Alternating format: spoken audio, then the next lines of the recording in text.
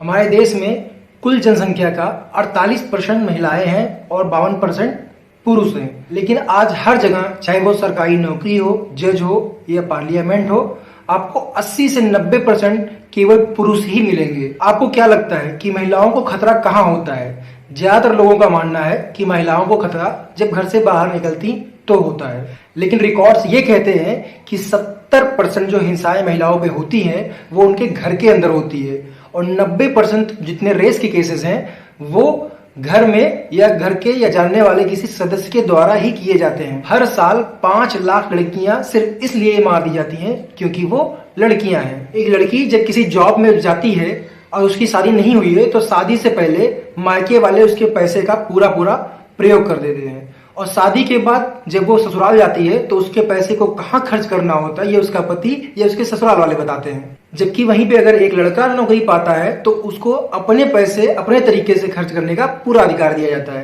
क्योंकि वो घर का राजा बेटा होता है। जिसके पास खाने के गुटके तक का पैसा नहीं होता वो भी अपने साम्राज्य को चलाने के लिए बेटे की पैदा करने की ख्वाहिश रखता है। बहुत से लोग जो बेटा पैदा करने की ख्वाहिश में बेटियां पैदा करते जाते हैं, 7-8 बेटियों के बाद अगर एक बेटा पैदा हो भी गया तो उसको घर का राजा बेटा घोषित कर देते हैं। अब आगे चल के वो चाहे जितना गलत काम करे लेकिन वो लड़कियों से हमेशा ऊपर रहता है। ऐसा नहीं है कि हर माँ बाप बेटा ही चाहते हैं, लेकिन ये जो समाज है हमारा वो उनको इतना ताना मार देता है कि वो बेचारे मजबूर हो जाते हैं सोचने पे कि उनके घर में काश एक बेटा पैदा हो जाए। महिलाओं के ऊपर शोषण पूरे प्लान के साथ किया जाता है। पहले उन्हें कमजोर बनाया जाता है, उन्हें कमजोर घोषित किया जाता है।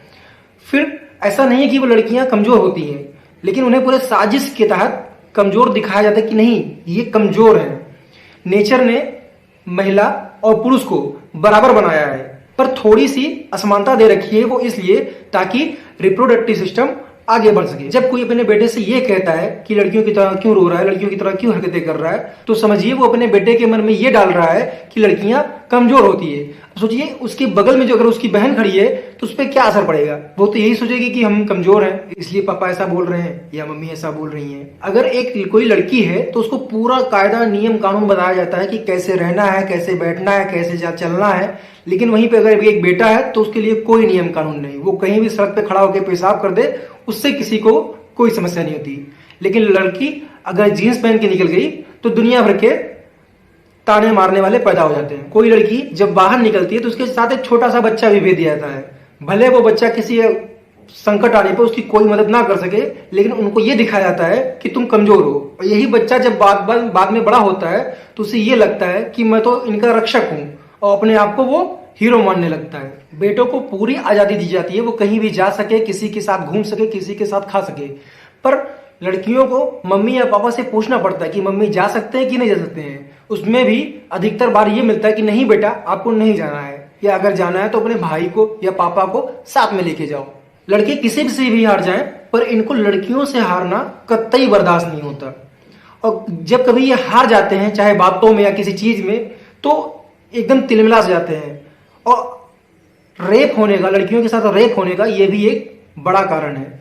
शाम के 6 बजे के बाद महिलाओं पे पूरा कर्फ्यू लगा दिया जाता है, यानी कि ये मान के चलिए आप लगभग आधी आबादी हमारे देश की शाम के 6 बजे के बाद पूर्ण रूप से कर्फ्यू के अंदर आ जाती है।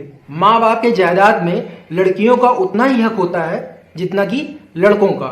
हमारा संविधान भी यही कहता है, लेकिन 5% दहेज देके लड़कियों को विदा कर दिया जाता है और ससुराल में जाने के बाद 5% दहेज भी वो लड़कियां अपने मन से नहीं खर्च कर पाती, उस पर भी ससुराल वाले बताते हैं कि किस तरह खर्च करना है और बाकी का 95% लेके राजा बेटा मौज करता है। अगर लड़की अपने परिवार के लिए कुछ बड़ा कर दे तो उसका भी क्रेडिट लड़के ही ले जाते हैं, क्योंकि घर वाले ये कहते हैं कि भगवान ने हमें लड़की नहीं लड़का भी दिया है। और ऐसा नहीं है कि महिलाओं पर अत्याचार केवल पुरुष ही करते हैं, महिलाएं भी इसमें बराबर की भागीदारी होती हैं। इनफैक्ट कुछ हद तक महिलाओं का शोषण ज्यादा कर रही होती हैं। और आखिर में मैं यही कहना चाहूंगा कि आप चांद और मंगल ग्रह पे भी पहुंच के क्या कर लेंगे जब आप अपने देश में महिलाओं को बराबरी का दर्जा नहीं दे सकते।